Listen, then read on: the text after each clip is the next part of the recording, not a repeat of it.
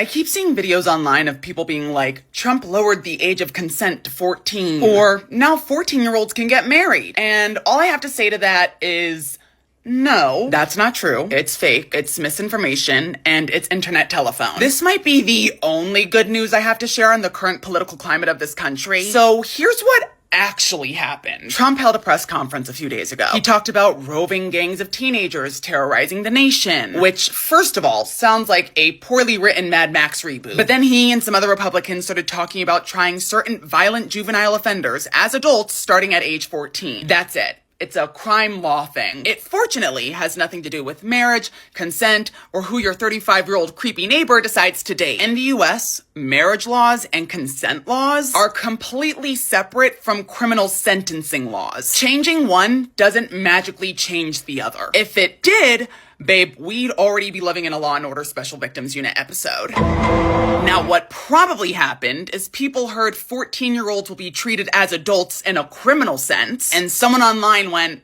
wait, does that mean marriage? And then the internet did what the internet does, and it turned into a huge game of telephone. And there's another layer of confusion because in Utah, the Senate president, J. Stewart Adams, pushed a law change so that an 18-year-old high school student, aka his step-grandchild who was accused of having sex with a 13-year-old, would not face a first-degree child rape charge. Instead, the law allowed his step-grandson to be charged under a lesser offense, unlawful sexual activity, because they were still in high school. So between having 14-year-olds being treated as adults in crime and 18-year-olds in high school get lesser charges for statutory rape, it's really easy to see why these rumors spun out of control. Bottom line, no, there is no bill, there is no executive order, and no plan as of right now to make 14 the legal age of marriage or sex. In fact, states are overwhelmingly tightening protections. They're making it harder, not easier, to get married under the age of 18. As of this year, 16 states have banned under 18 marriage with no exceptions, including places like Missouri, New Hampshire, Maine, Oregon, Michigan, Washington, D.C. Missouri just passed a complete ban on child marriage. Strict, no wiggle room law in the books as of July 2025. Unfortunately, there still are states that allow child marriage and or don't have strict laws to prevent child marriage. And I mean, could politicians try something shady in the future? Sure. Yeah, they usually do. And people like Utah's Senate president give us reason to be skeptical. But right now, the real story is a story of progress, fortunately. So you can put away your pitchforks and hear me out here. Maybe check your sources before your Explorer pages give you an anxiety attack. It's almost like, and stop me if this sounds wild, someone who literally had part of their brain eaten by a worm, is anti-vaccination, spreads medical misinformation, and has displayed multiple gaps in knowledge when it comes to our healthcare system, shouldn't be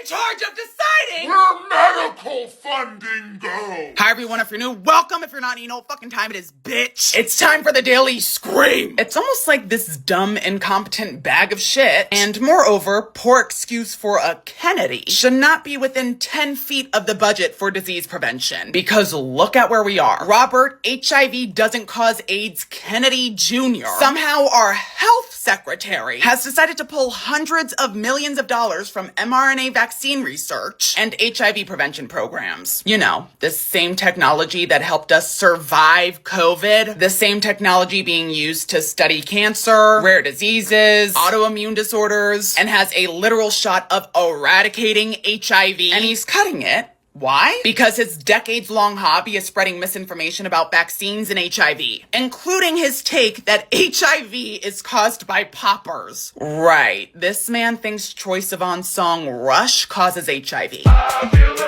The result of this? Trump's second term starts with a $1.5 billion slash to domestic HIV programs. The CDC's HIV prevention division was axed, and $285 million for HIV vaccine programs has been gutted. That's a global program that saved 26 million lives. That's not policy. You are actively killing people. And what's the cherry on top of this rat shit sundae? This same administration that once bragged about mRNA being a miracle of modern science is now saying it's no longer viable because the public doesn't trust it. And that's the thing. These cuts don't just affect COVID vaccines. We're talking about treatments for pancreatic cancer, gene therapy for rare diseases, personalized cancer vaccines, research in autoimmune conditions, even protecting babies from viral infections. All of that gone. All because a conspiracy worm-brained failure of a son thinks that science is a big pharma fan fiction. People will die because of this. Not maybe, not someday. Actually, measurably, provably die. And the guy responsible for all of this has spent most of his career being in anti-vax Facebook comment section. So yeah, it's almost like someone whose brain has had more bites taken out of it than a vending machine's honey bun shouldn't be able to decide the future of medicine.